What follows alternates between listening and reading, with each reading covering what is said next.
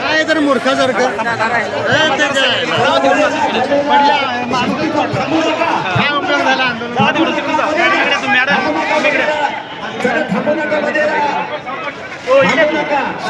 मंत्र्यांनी आज थेट सांगितलेलं आहे की शेतकरी हे मालक आहेत. शेतकरी जर मालक असतील तर मग त्या मालकाला जी काय अट तुम्ही टाकलेली आहे विम्या त्या कर्जमाफीमध्ये ती अट तुम्ही काढा.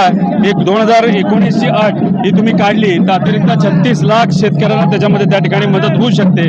त्यामुळे तुम्ही सत्ताधारी असल्यामुळे ही अट काढणं तुमच्यासाठी सोपं आहे. एक प्रकारे त्यांनी टीका करतात की अगोदर तुमचं सरकार होतं पण तुम्ही काही केलं नाही. अगोदर पवार साहेबांनी सरसकट 72,000ची कर्जमाफी दिलेली आहे आणि कोविड असताना सुद्धा महाविकास आघाडीच्या काळामध्ये 20,000 कोटीची कर्जमाफी जाहीर केली. 19,000 कोटी दिले. नंतर 5,000 कोटी आपण 50,000 प्रोत्साहनपर दिले. 25,000 कोटी दिली. त्यांनी 2017ला जाहीर केली 35,000ची, दिली 22,000ची. त्यामुळे जर खरंच डिटेलमध्ये जायचं असेल तर आम्ही कागदपत्र काढू. समोरासमोर युक्तिवाद करण्याची हिंमत असेल तर या आमच्यासमोर. एक प्रकारे त्यांनी म्हणतात हे स्टंटबाजी आंदोलन चालू आहे. तो त्यांचा विषय आहे.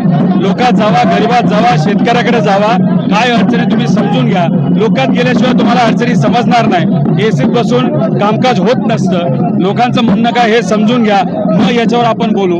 बर्दे बाबांनी तिथं वक्तव्य दिलेलं आहे, ज्या मागण्या ते योग्य आहे. त्यामुळे बर्दे बाबांनी जे मंत्री आहेत, कृषी मंत्री, त्यांनी एक प्रकारे धाडस दाखवलंय.